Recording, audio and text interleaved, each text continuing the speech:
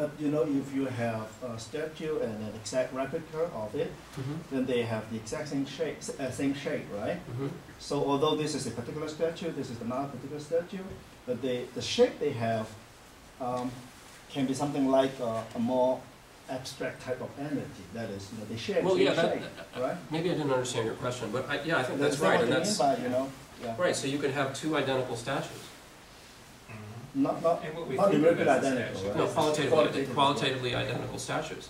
Right, because they are both lumps of clay. So Eddie catches on, and everyone wants to make Eddie. And some people get really good at making statues that are just exactly the same shape and the exact same kind of clay as Eddie. What makes Eddie is the shape. Oh, and the time and place. What makes this lump of clay Eddie is the shape. Now, you could also talk about what makes something a statue of a horse as opposed to a lump of clay. Right? I was thinking that the name Eddie it's a designator of some particular individual object. And if it's an artistic thing, you can say, no, you can't make another horse statue just like mine and call it Eddie. Right? But you can make another horse statue if I just make it and I'm not crazy about it, and I say, well, I don't really care what you do with it, and people make copies of it. Well, those are all horse statues that are qualitatively indistinguishable from the original one, if you do it well enough. But where are you going with this question? I'm just raising an issue. Is this thing you're calling a statue the shape, or is it the object? A statue, I think of is as a physical object. I think there are abstract statues. Otherwise, you know, I'd have a lot of them at home. We think of all these things with that shape as being that object. Categorized. Well, they're not the same object. Each of them If you've got one over here and one's over here, they're not the same object. They might have the same shape. Object, but yeah, as we think of it, if we think Statue of Liberty, it's true, we do think that that's one specific object, but it's still can be idealized in shape. Well, think about what Rodin did, right? He had a studio full of people cranking this stuff out, making copies of the statues that he designed. And yeah, they're all, I don't know how many thinkers there are, but there's more than one. And yeah, those are all, I mean, because that's an artistic product, he gets to decide whether you can make another one legally. But yeah, those are all qualitatively identical statues of people thinking. You get into an identical and discernible problem there, except for the fact that Leibniz would distinguish location. So you could have identical statues of identical material, but you don't have to call them the same object. Well, not just Leibniz, I mean anybody. Right, location. So it seems like we're missing the point of authorship in this whole discussion. Like, I think authorial intent is incredibly important to determining the identity of an object. And so if you go to Italy and there's tons of Davids everywhere, but there's only one statue of David. There's all these other copies of statues of David, but there was only one that, it was Michelangelo, right? There's my art history ignorance. But so he created something that was original and new and had this new idea, and every other author after him knew that they were making a copy. So if the Statue of Liberty really did disappear when, what's his face? David Copperfield made it disappear, and he didn't know what happened to it. But he said, okay, I'm going to bring it back in 3 days. But then instead of actually bringing back the real Statue of Liberty, he had someone make him a replica and then flew it in at night and placed it down. He said, I made it reappear. It's not the same Statue of Liberty, even though it's in the exact same place. Now I'm talking. He made the Statue of Liberty now because David Copperfield made it disappear like 10 years ago. Sorry, I missed that. Yeah, you didn't miss much, but it's on YouTube. But so the point is that if the author creates something knowing that it's a copy of the original, then it's not the original thing. Well, look, I think that there are really interesting issues that raised in the metaphysics of art and the foundations of aesthetics by taking a statue as an example. But I think that those are orthogonal, as one says, to the metaphysical issues, because you get the same thing with the fist, and I'm not the author of my fist. You're not? I kind of disagree. I'm the maker of my fist, but I didn't author it. It's not a work of art. But you intended to make it do this. Yeah, Authorized? Right? You authorized it to do it. but not in the same sense that you might authorize someone to make a reproduction of an artwork. But if I authorize someone to make a print of, if I'm Matisse and I authorize someone to make a reproduction, it doesn't mean that they've made my piece. It means that they've still made a reproduction. Right. That's certainly true. So I guess I don't understand. What's your point? Maybe I don't understand your question. I'm just trying to bring in the importance of authorial intent. And so I do think that this is a fist only because I intended it to be a fist. Oh, I don't think that's right. Or because it means fists to someone else. No, this is a fist because it's a hand clenched in a certain way. Not because I intended it to be a fist. I mean, we gave it this name, but there was such a thing as a hand clenched like this.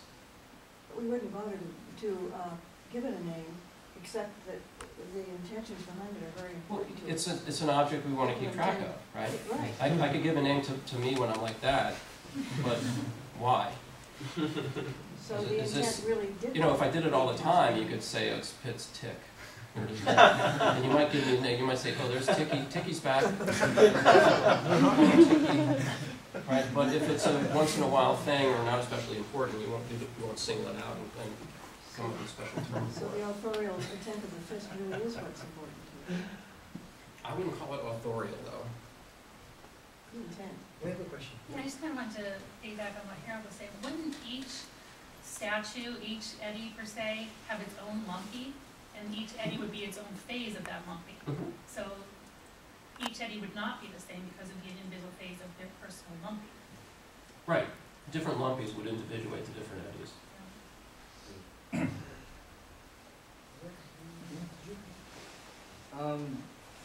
I just kind of had an extension of their argument, which was kind of weird. It was about the whole authorizing thing and how so you can authorize your hand affliction in a fist, but you can't really copy that because you can't authorize my hand to become a fist. Yeah, I don't understand what that does for me. Like, it doesn't do anything for me. Was that where you were going, or no? Or He's trying to talk about intent. yeah. I'm just saying that what makes it a fist is that you intend it to be a fist, or that it. Well, what makes it a fist is that it's like this. It's a hand in this configuration. But it's because the intents are so important to us that we bothered to give it a name in the first place. Right, but he was talking about something else. The reason my hand went like that is because I intended it to, let's say, it wasn't a spasm. I intended to do it. Right, so I intended to make a fist. So there's a sense in which the fist exists because I intended it to exist. That I think is right, but I thought you were saying something else. I don't know what I'm saying. If not that. All right, let's say that you did like a gang sign or something like did like the blood symbol. Would you say that was that you authored your hands to do the gang symbol? Because it has meaning to them. Right. Well, if I was the creator of that particular Yeah, exactly. configuration of fingers, then I would say it is something more like a work. Mm-hmm. And with all the sort of interesting questions about authorship and rights and identity that come along with that. Luke, and then I wonder if we're not begging the question by giving Lumpy and Eddie distinct different names, because I don't see them ever coexisting at the same time. When we have Eddie, Lumpy's gone. I mean, we still have the clay there, But lumpy is just a name for the clay. but the clay has become Eddie, right? But the lumpy is just a name for that collection of clay molecules. But And that's still there. isn't Eddie the name for the collection of clay molecules also? When it's in a particular configuration. course, the See, clay. some people think Aristotle says when you make the statue, lumpy's gone. Right. Really? Well, lumpy was my name for that piece of clay, and that piece of clay is still there. It just changed. I changed the shape. Right? And if you were a sort of conceptual artist or a bad artist, you could change its shape just by going like, yeah, okay, here's my $1 million. This is my statue. You didn't change it very much at all. You just put a dent in it. Maybe some of it came off in your fingers, but you know, we tend to ignore that sort of thing. So lumpy is still there. It's just in a different shape now. Well, then I would argue that Eddie doesn't exist. Eddie's a statue of a Eddie's horse. the shape. No, Eddie isn't the shape. Eddie's the statue of a piece of clay that has that shape. But Eddie is lumpy. Eddie is lumpy in a particular state. The shape of Eddie. It's just like Bruce Wayne. The and Eddie Batman. shape. Batman like is Bruce gas. Wayne, but Bruce Gas. Wayne is not Batman. Lionel, Well, they- and Yeah. oh, not Eddie. So we have 3 questions. Eddie? There's an Eddie? There's an Eddie. And I'm lumpy. And I'm Wally. Lumpy. Who wants to be Beaver? Lumpy is here. Lumpy. So I see this analogy between the relation between Batman and Bruce Wayne and the relation between Eddie and Lumpy. Because for Batman to be the same Batman, there doesn't have to be a spatial temporal continuity. That is, Batman, Bruce Wayne, and then Batman again, right? Mhm. So there's no spatial temporal continuity between the two. Couldn't you do the same thing with Eddie? Smash him, make No, him again? yeah, that's exactly my question. I mean, if you have Lumpy here in the shape of Eddie, and you smash it, okay, Eddie is gone. Okay, you just have Lumpy.